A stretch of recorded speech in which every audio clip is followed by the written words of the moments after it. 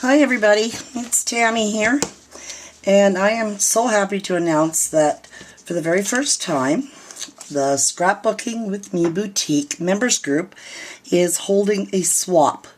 We're doing a Christmas swap, and it'll be a Balsa box. A lot of people, including myself, can't get a hold of Balsa boxes very easily. It seems like the ones that are at Michael's and stuff are just, they're either broken or not in stock. So I'm going to do a quick video here, hopefully I'm in frame and you can see, on how to make your own little Balsa box. They're not hard to make. I've pre-made a whole bunch of pieces. But I decided to start with a 3.5 inch long by 3 inch wide box. That's what I wanted. So that's where I started. Now I'm going to start with the supplies that you're going to need. You're going to need medium weight chipboard. You're also going to need score tape or wet glue. I use both. I do have my wet glue here as well. The chipboard and the score tape I get from Scrapbooking With Me Boutique on Facebook. Excellent prices, fantastic customer service. Okay? You're also going to need a pencil. You're going to need a ruler. I like my Tim Holtz ruler. I also use a little metal ruler for doing some cutting when I have to adjust. You're going to need a paper piercer, some scissors, or a, I'm not sure what these are called, but I use it all the time. It's got the round rolling blade in it. You're going to need your X-Acto knife. I love mine from Prima. I also got this at Scrapbooking With Me Boutique. You're going to need, I use this for scoring when I'm doing chipboard. Otherwise I use my bone folder. And you're going to need a file. Okay. So I started with cutting out 2 pieces of chipboard that are 3 inches wide by 3.5 inches long. And I glued those together. Okay. I wanted this to be very sturdy. And for my sides, I kind of determined that they needed to be, well, 3 inches long, which is the width of the box, and 1 3/4 inches high. Now I could have made that higher, but I'm just kind of judging on, I have one here that was decorated for me by my very best friend, Christine Lafleur, here on YouTube, and I kind of took the measurements off of it. And her centerpiece here was 1 3/4 inches. So what I did was I cut a piece of paper 3 inches wide by 1 3/4 inches tall. I folded it in half. I marked up 1 and I believe it's 1 1/8 of an inch. Oh, sorry, wrong end of my ruler. 1 1/4 inches here. I'm sorry. I marked up from this here at 1 1/4 inches. Okay? And at that point is where I started my curve to the top. And just a nice gentle slope. And then opened it up, and this was my pattern. This is what I used for my pattern for the side pieces. Now, for those you need to cut 4, because you're going to want to double up your chipboard. As you see, I've doubled this up. Now, I've got one cut here for the other side, and I'm just going to cut the other side. I'm going to show you how easy it is to cut a curve in chipboard. This medium weight chipboard is really nice because I can cut it with my scissors, but when I cut chipboard on a curve, I kind of do it in pieces like that, because then you get a nice true curve on your line.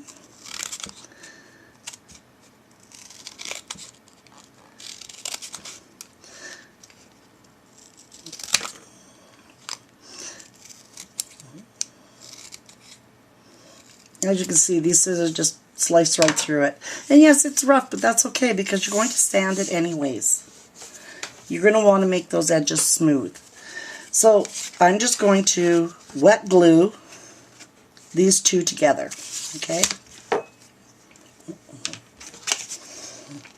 And I do like the Aleene's Fast Grab tacky glue. It's one of my go-tos. It is quick. It's not as fast as the 3M, but it gives me a little bit of working time. Okay, and yes, I'm going to make a mess. That's just the way I do things. Okay, now I'm not too worried about the edge right now. I am going to file it off at a later point because I do want it to look nice and smooth. But I do want this to be nice and flat, and I hope I'm in frame on this. Okay, and I mean it's really quick glue, so but use the glue of your choice. Everybody has their own choice. Now to attach these pieces, I like to use what I call paper tape. And all I do is I take some paper, some, you know, just cardstock, and this is cheap cardstock. It's quite thin, but I mean, it's not good for anything else, I found that after I bought it. So I cut them into 1-inch strips, and I score it at the 1/2-inch mark and fold them over. And that, to me, it's a piece of paper tape. Okay? So for that, I always do, when I do paper tape, I like to use 1/4-inch score tape on it, plus wet glue. The wet glue, I'll show you why. Okay, and you always put your the piece, because my pieces are sitting on the side, I hope you can see that, they're sitting to the side of the base, you want to put it on there first. Okay, on the side piece first, because when it goes underneath, you have allowed room for it to sit beside and go down. Otherwise you end up with a bit of a mess. And you can put this on any way you want. I find folding it inside backwards works great for me, and then I can just line it up. I do put my score tape on before I cut my little corners out, and that's just because I'm going to be putting another piece there, and I want it to not be too bulky in the corner. Let's see, I missed a little teeny piece there. There. Okay. So now I'm going to take my wet glue and I'm going to put it here so that it's on the bottom, and then I'm going to run a bead of it along here, and that is so that when it goes against the other chipboard, it is totally and completely stuck. It's going nowhere. And yeah, I do tend to make a big mess in my craft room. Okay, and then I just line it up. I don't press down, I just line it up nice and neatly. I can get rid of the wet glue after. Okay, butt them together really nicely and press down. And there we go. Now, it's totally adhered. Once that dries, it's going nowhere. I'm not even going to bother putting paper tape on the, you know what? Maybe I am going to put paper tape on the inside as well. Okay? So this video's just turned out to be a little bit longer than it intended to be. Okay, so I'm just going to put that on. I just find that easier than picking it up when it's still wet. I'm going to need 2 of those. So let's cut the next one off here. I'm sorry if I'm out of camera. Okay, now I'm going to put my score tape on. The outside part this time. Okay. And everybody thinks I'm funny because I cut my score tape. I don't tear it. I have a thing about edges. I like nice, neat, trimmed edges. And yes, it does take longer. Okay, fine. I'll just tear it then. Prove to you, yes, it does tear. Very easily. It's wonderful stuff. I do a lot of building, I do a lot of crafting, and I use a lot of score tape. Okay. And now once again I'm going to trim off my angles. 2. That one. And that one. Okay, let's get rid of some garbage. And we'll adhere these. Now once again I've used the 1/4 inch, and I do have that gap piece there that doesn't have any adhesive on it right along here, and I am going to put wet glue on there. Okay, and let's slide that into the edge there. Slide it right in. There we go. Okay, that's going nowhere, ever. But because if I wasn't going to decorate the inside of the box, I wouldn't do this, but I am going to decorate the inside of this box. Okay, and one more piece. Okay.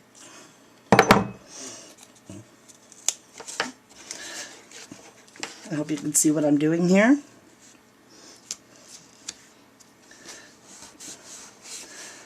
Okay, there we go. Now, for the front, I kind of figured out that the 3.5 inches plus the 4 extra pieces was approximately 3 3/4 inches in width here. Okay, so I took a piece for my very front little piece and I cut it at 3 3/4 inches by, what did I cut it at? I think I had it marked at one time at 1 3/8 of an inch. I should write that down here. So I cut it here this way at 1 3/8 inch. Okay, and then I folded it in half and I figured out that these two here together make about 1/8 of an inch. Now I didn't want to have a curve on there, so I marked it at 1/8 of an inch in, and then I marked the middle at 7/8 of an inch up because I wanted to have a nice decorative little curve on the front of the box. And from there I literally just drew this out and then cut it, and that was my pattern for the front. Okay, and I cut 2 of these as well, and I did put them together.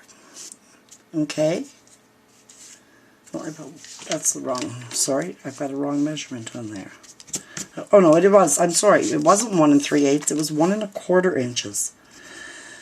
I'm very sorry about that. That is my error there. It was 1 1/4 inches in height. Okay, and I did mark that on here for myself. And it was a plus or minus because I did have to adjust a bit. My measurements aren't the greatest. Okay, and I did punch 2 center holes.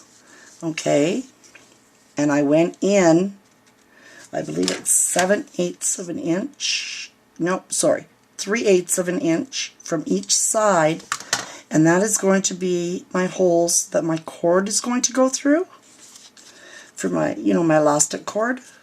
Okay, and I have adhered my tape to that already, and I did punch my holes. That's where I used my piercer. Okay, and I did punch my holes in there. Okay, we're just going to attach this. Now for this one, we're going to have to put glue. Well, let's take that off first. Okay, we're going to put glue here. We're going to put glue along here. We're going to put glue along here and along here because it's all going to attach to chipboard. Okay, so I'm going to line it up, press it down. I like to do this flat on the table so that my bottom is the same, you don't end up with a wonky bottom. Okay, that didn't sound so good, but that's what I meant. Okay, and on the inside, just dab off your wipe away your excess glue. Okay, there we go. I want nice, neat, tidy edges. Now for these corners, I do put paper tape on them as well. Okay, here we go, and glue. You don't need to use both, but the score tape and the wet glue, but I like to, so. Okay, and at this point is where you can adjust it, and this I'll just trim it off. I could have put that all the way down to the bottom too, and that would have been better, but I didn't. Mistakes happen. So I'm just going to give that a little trim there. Now it won't bother me anymore. And another one for the other side. These little pieces of paper tape just seem to work like, they are like the cat's meow, really, they are. And if you want, you can always run these through your Xeron. It works really good as well. Okay. And if you notice, I'm putting the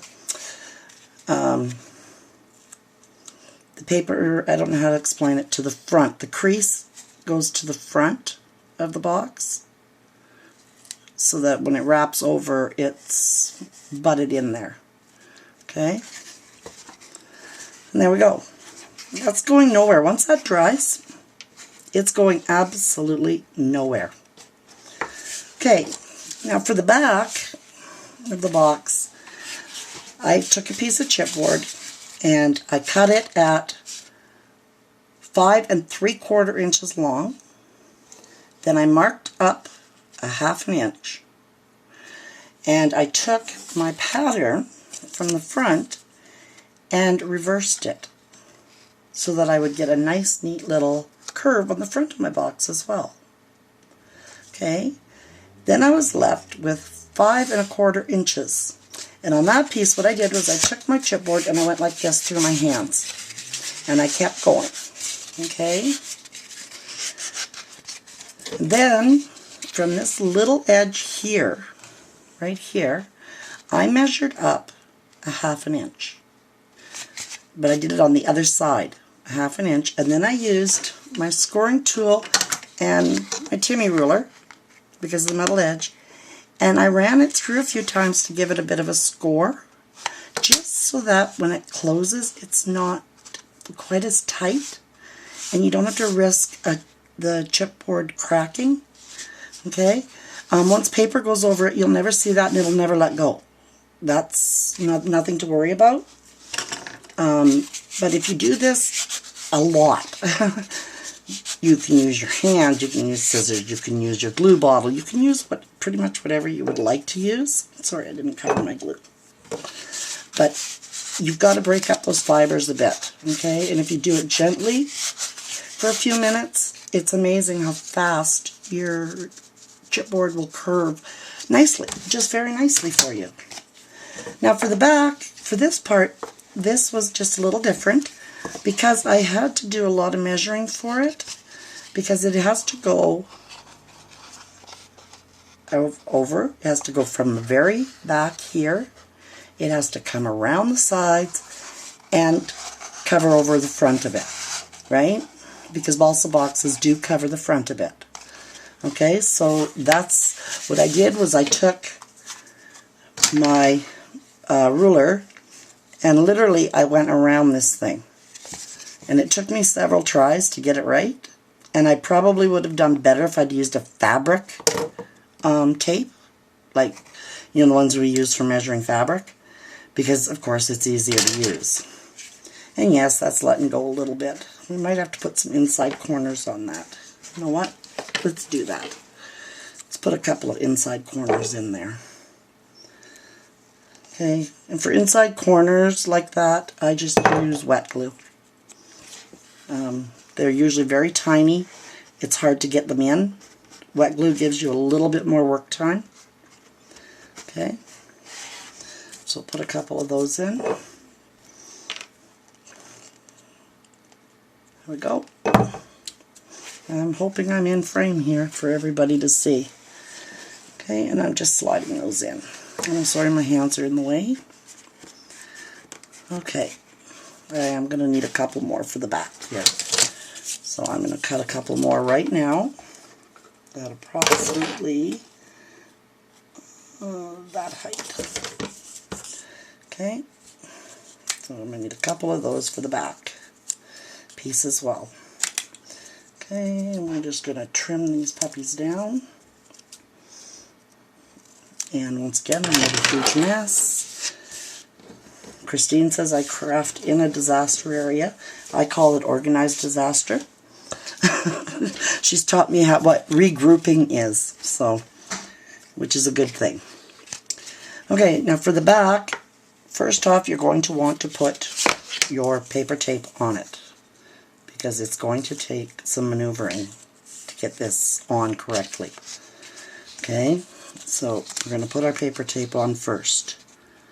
And line it up. Make sure you're nice and even. And on it goes. There. Okay. Now we're going to get ready to glue. Glue and stick and yeah. Okay.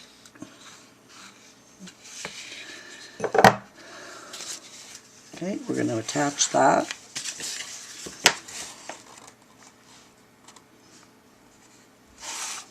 I'm going to make sure it's even all the way. Okay, I'm going to push down on the inside to adhere the score tape to the bottom. Okay?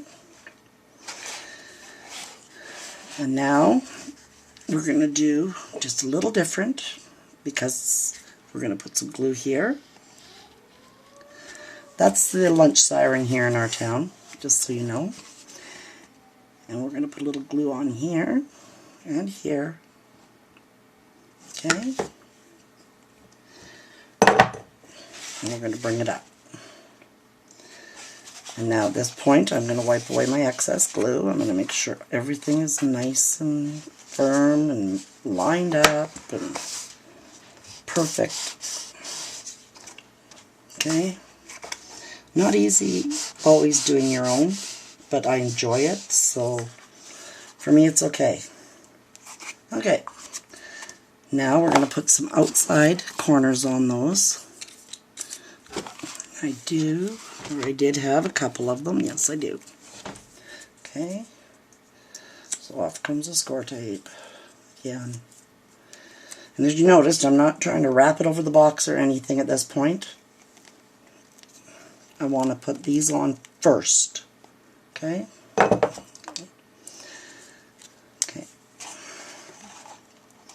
I want to make sure everything is nice and snug and firm and ready to go. There. I've got a nice edge on that one. Now let's get a nice edge on the other side.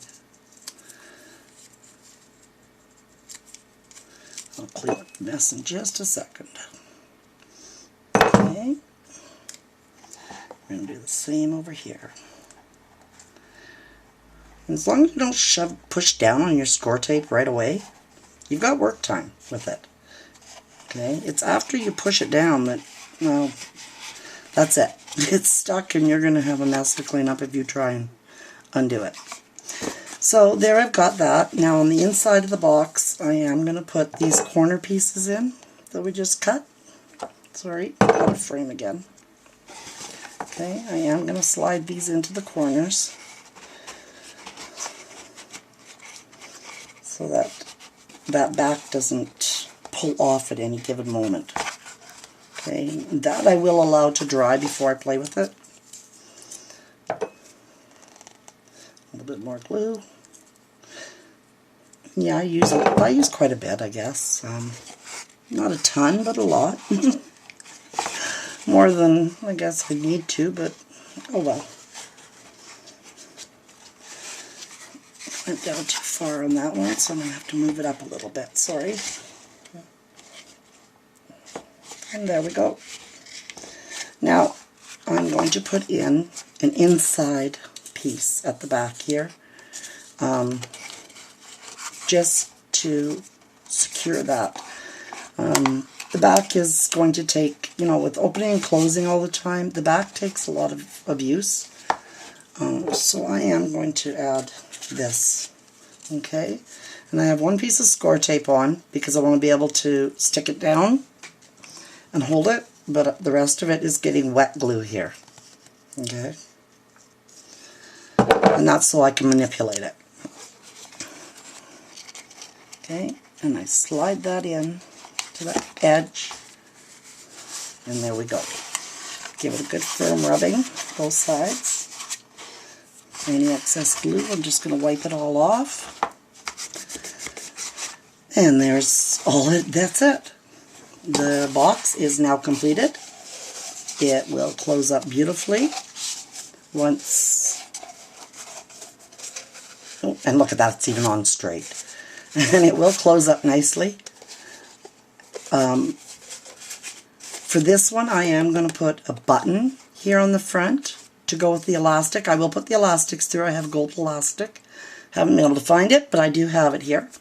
And I am going to use gold elastic. And for the front, I am going to actually sew a button on here for the front. I'm not going to tie it off because I will be removing it to put my paper down first. But I just wanted to show you that, yes, buttons work. I like buttons. So I am really sewing a box. I mean, we've sewn so much. I guess it really doesn't matter if we just sew a box too. And I think it's kind of funny. Okay, and I am putting my tag, my end of my string to the front because I want to be able to tie it there and make it look pretty, right? Have a nice little bow. Whoops, I went through the wrong hole here. Sorry. So I'm going to go across from that one. I want a nice little X. And I'm probably doing this all wrong, but it's a box, so it will work. Yeah, I did it wrong, but that's okay. I'm taking it off anyways, so it's not a big deal. But just so you, just to show you that I am going to actually sew the button on. But I will figure myself out here and do it the right way. I'm just doing it in a hurry. There. Okay. And if I did this in the perfect world, that would have been an X over the middle of the button. But it's not my perfect world today. So just so you know, that's how I intend to do it. And I decided that I am going to, because it's sitting here actually, I'm going to cover this one in the Graphic 45, 12 Days of Christmas. And this I also purchased from the Scrapbooking With Me boutique. So there we go. Hopefully I've given you all the measurements that you will need to make your own balsa box. And please come over, join us in the swap. This is going to be a lot of fun. Everybody have a good day. Talk to you later. Bye-bye.